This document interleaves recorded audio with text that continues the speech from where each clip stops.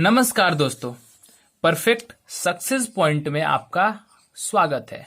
मैं बीजू मिश्रा आपको 9th की अभी एनसीईआरटी का साइंस लेके चल रहा हूं। पार्ट 1 हमारे आसपास के पदार्थ, इसका पार्ट 4 ये है। पार्ट 3 मैंने डाल दिया है, अपलोड कर दिया है। जो लोग पहली बार यह वीडियो देख रहे हैं वो तीनों वीडियो देख ले, उसी पर आधारित यह है, ठीक है। क्योंकि पहले वाले वीडियो में मैंने हर चीज को अच्छे से डिस्क्राइब किया हुआ है, ठीक है। तो चलिए दोस्तों, हम लोग स्टार्ट करते हैं आज का वीडियो। आज के वीडियो में हम लोग सबसे पहले पढ़ेंगे कि क्वथनांक क्या होता है। बॉइलिंग पॉइंट जिसको इंग्लिश में बोलते हैं, क्वथनांक यानी कि जिस ताप पर द्रव उबलता है उसे क्वथनांक कहते हैं। द्रव को गर्म करने पर, जैसे ही कोई भी द्रव को गर्म करेंगे, उसका वाष्प दाब, द्रव का जो वाष्प दाब है वह बढ़ने लगता है। जब द्रव का वाष्प दाब बढ़कर वायुमंडलीय दाब के बराबर हो जाता है, जब द्रव का वाष्प दाब बढ़कर वायुमंडलीय दाब के बराबर, यहां मैंने लिखा है द्रव का वाष्प दाब जब वायुमंडलीय दाब के बराबर होगा तब द्रव उबलने लगता है। समझ में आ गया? यानी यहां से एक क्वेश्चन निकल कर आया कि द्रव कब उबलता है, कौन सा कंडीशन होना चाहिए। तो द्रव तभी उबलता है जब द्रव का वाष्प दाब वायुमंडलीय दाब के बराबर हो। ऑप्शन में जैसे मान लीजिए क्वेश्चन पूछ दिया, ऑप्शन में दे दिया कि बताइए द्रव का उबलना किन परिस्थितियों में संभव है। पहला ऑप्शन, द्रव का वाष्प दाब ज्यादा है वायुमंडलीय दाब से। दूसरा, द्रव का वाष्प दाब, द्रव मतलब लिक्विड का वेपर प्रेशर, ठीक है, कम है वायुमंडलीय दाब से। वायुमंडलीय दाब को इंग्लिश में क्या बोलते हैं? एटमॉस्फेरिक प्रेशर, ठीक है। मैं कोशिश करता हूं हल्का फुल्का कि इंग्लिश आपको बता सकूं। तीसरा ऑप्शन दे देगा द्रव का वाष्प दाब बराबर है वायुमंडलीय दाब के। तो आप कौन सा लगाएंगे? आप वहां पे यही लगा कर आएंगे कि द्रव का वाष्प दाब वायुमंडलीय दाब के बराबर होता है, तभी द्रव उबलना प्रारंभ करता है। और जिस ताप पर यह द्रव उबलना प्रारंभ करता है उसी ताप को क्वथनांक कहते हैं। तो आगे मैंने लिखा है कि जिस ताप पर द्रव उबलना प्रारंभ करता है उस ताप को द्रव का क्वथनांक कहते हैं। और यह उबलने की जो प्रक्रिया है, यह जितनी प्रक्रिया हुई है, इसी प्रक्रिया को क्वथन कहते हैं या उबलना कहलाती है। यही प्रक्रिया समझ में आ गया?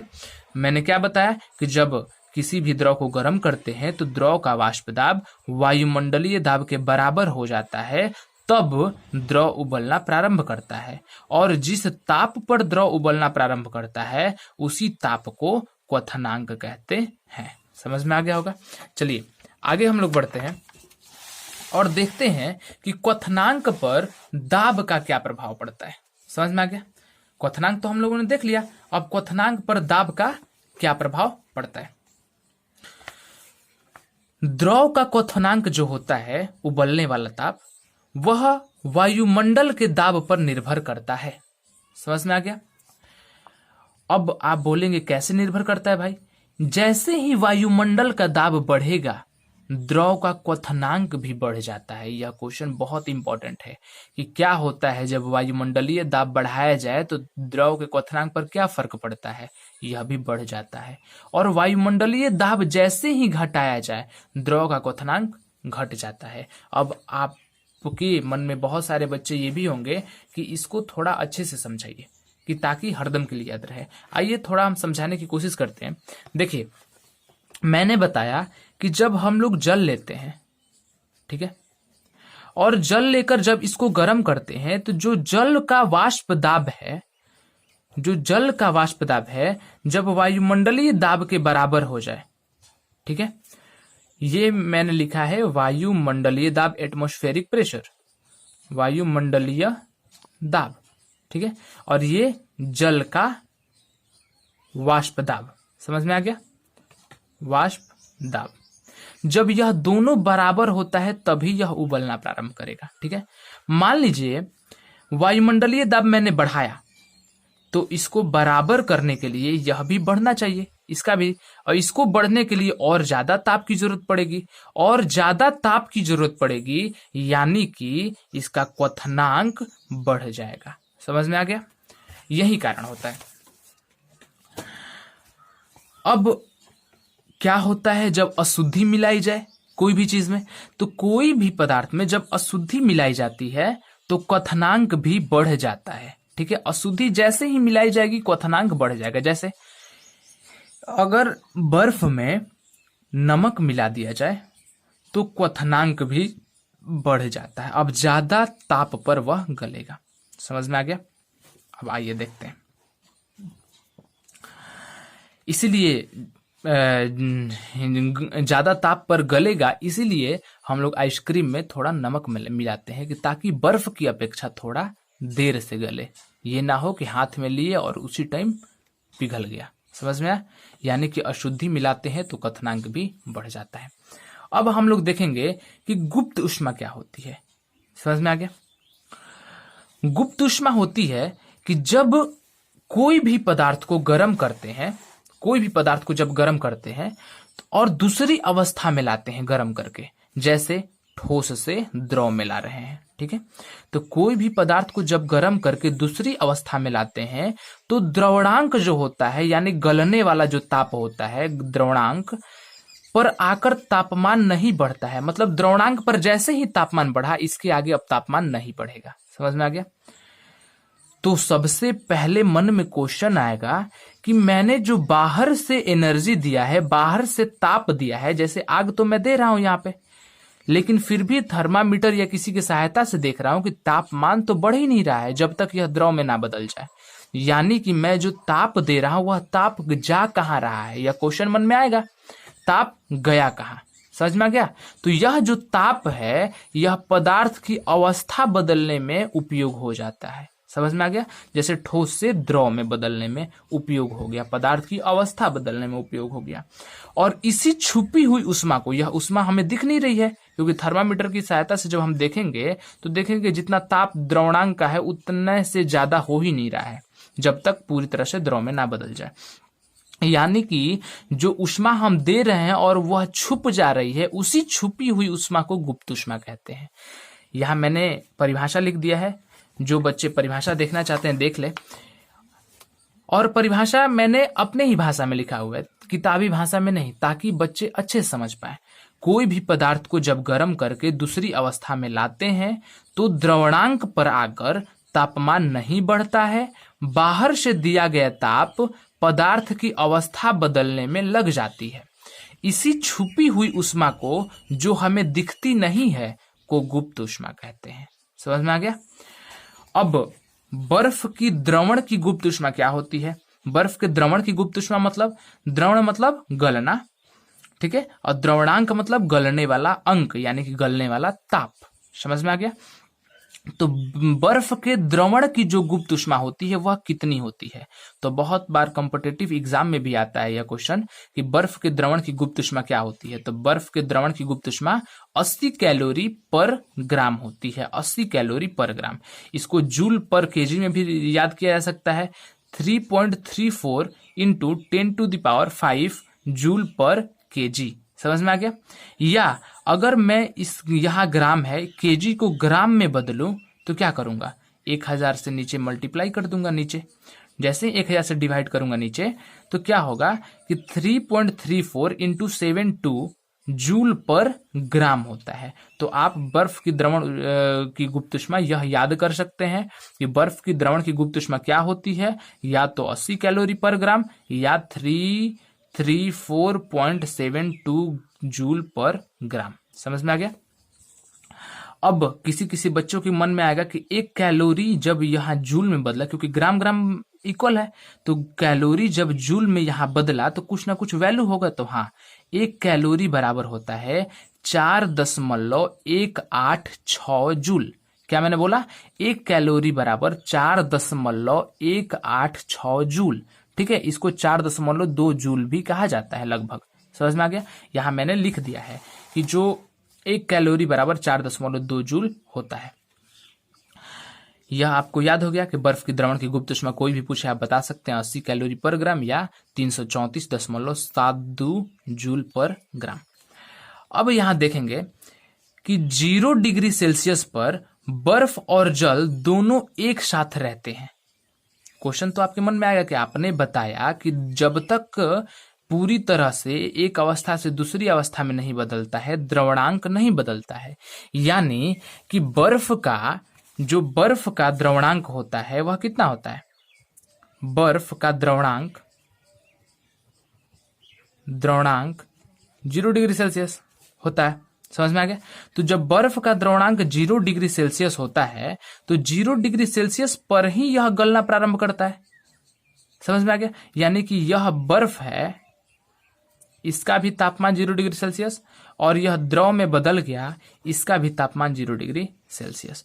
अब आपसे कोई पूछ देगा कि बताइए कि बर्फ में ज्यादा ऊष्मा है कि द्रव में?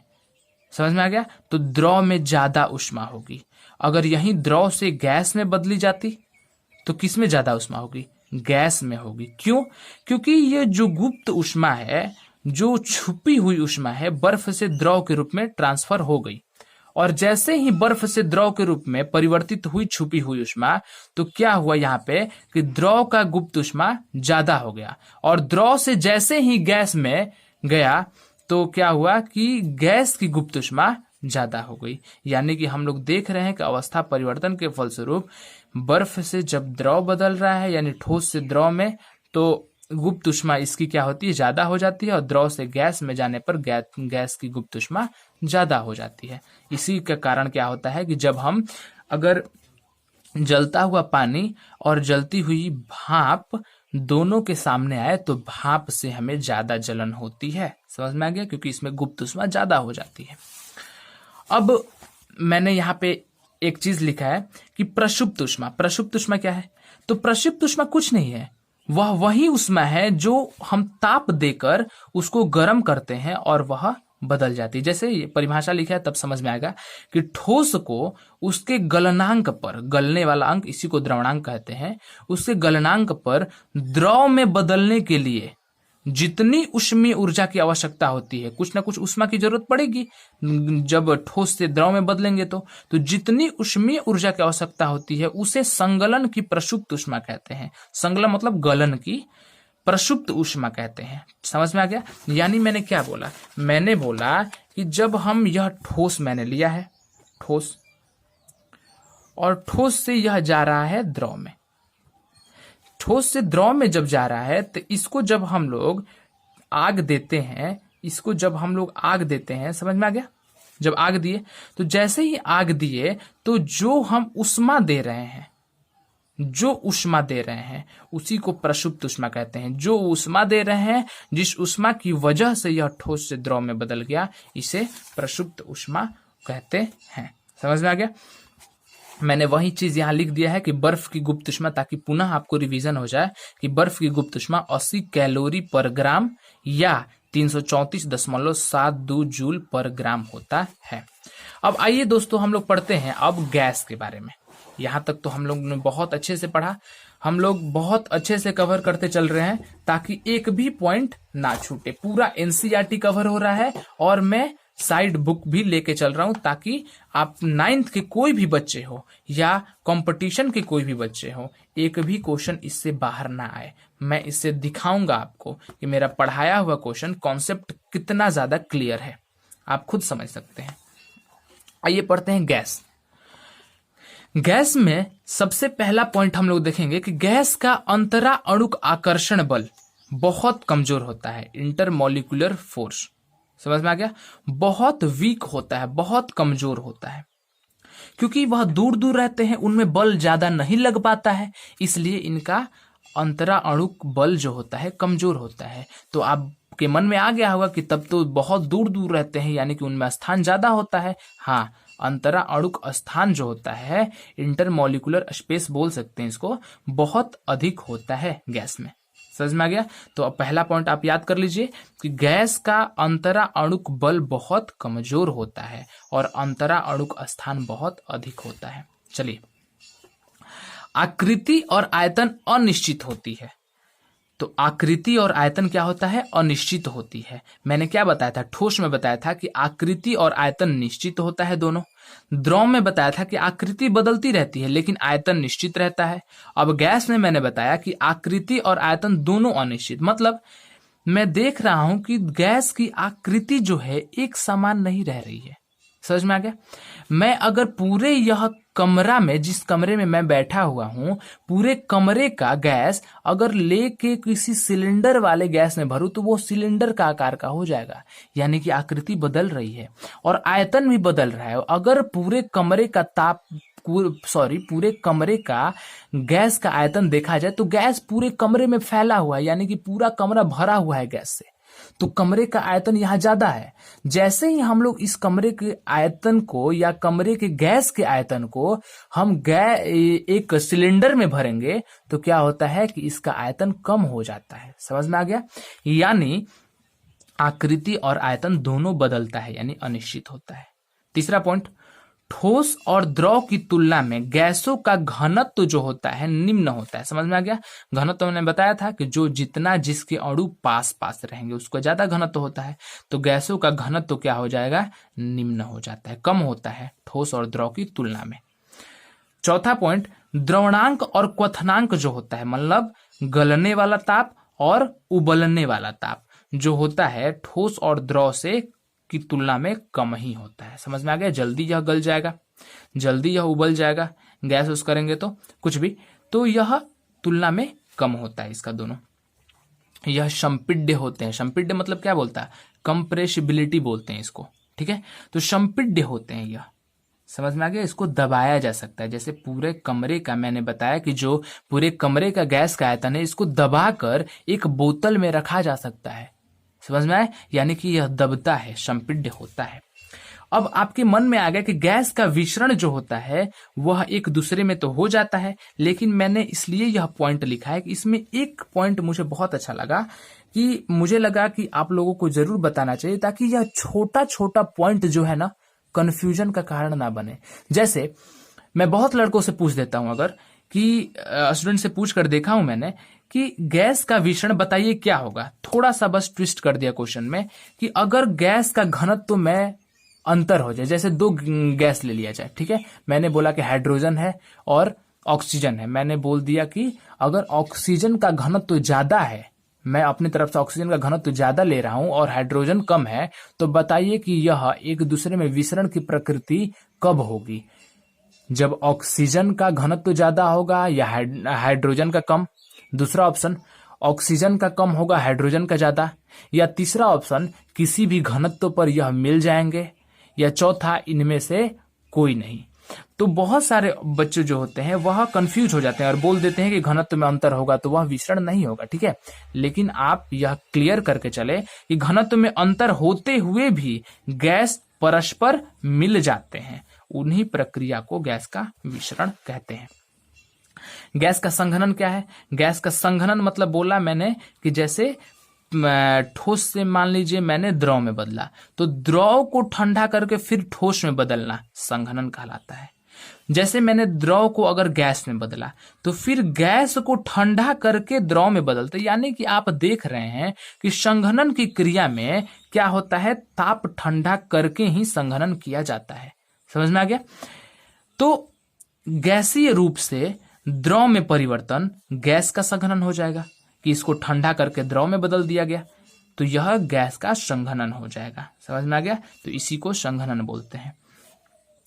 प्रत्येक गैस के लिए एक निश्चित ताप होता है, प्रत्येक गैस के लिए एक निश्चित ताप होता है, जिस ताप से अधिक ताप पर गैस संघनित हो ही नहीं सकती। मतलब कि जैसे मैंने बताया ना कि ठंडा करके किया जा सकता है, मान लीजिए कि एक अधिक ताप है, इससे कम ही ताप रहेगा तभी यह संघनन होगा। इसका मतलब यह है कि प्रत्येक गैस के लिए एक निश्चित ताप होती है, जिस ताप से अधिक ताप पर गैस संघनित हो ही नहीं सकती, चाहे उसका दाब कितना भी अधिक क्यों ना हो। इसी ताप को गैस का क्रांतिक ताप कहते हैं। समझ में आया? जैसे मैं बताया कि मान लीजिए कि गैस को, मान लीजिए मैं नहीं जानता कितना पे ये संघनित होता है, गैस को द्रव में बदलना है। समझ में आ गया? संघनन करवाना है तो एक फिक्स टेम्परेचर होगा, मान लीजिए x डिग्री है सेल्सियस, कुछ भी मान सकते हैं, जो भी इसका होगा फिक्स, तो x डिग्री सेल्सियस होगा। अब x डिग्री सेल्सियस से कम ताप ही होगा, कम ताप करेंगे तभी यह संघनन होगा। समझ में आ गया? इससे अधिक ताप करने पर संघनन नहीं होगा। यानी कि किसी भी प्रत्येक गैस के लिए एक निश्चित ताप होता है, जिससे अधिक ताप पर यह संघनन नहीं होगा, इससे कम ताप पर ही संघनन होगा। और इसी ताप को जो फिक्स हो गया कि इससे कम करेंगे तभी होगा, कम करेंगे तभी संघनन होगा, इसी फिक्स ताप को क्रांतिक ताप कहते हैं। समझ में आ गया?